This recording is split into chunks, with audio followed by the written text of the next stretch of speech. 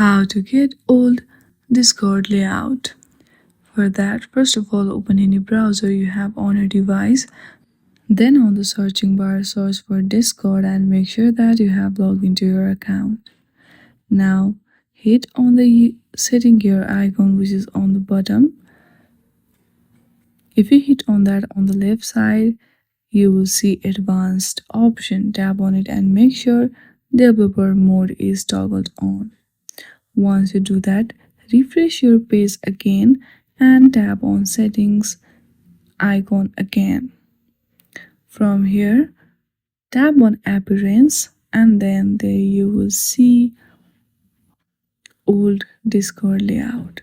But if you don't see it over here, then you have to download older version of Discord application. In this way, you can get old Discord layout. I hope you like this video. If you like this video, then please do not forget to like and subscribe to our channel. Thank you for watching.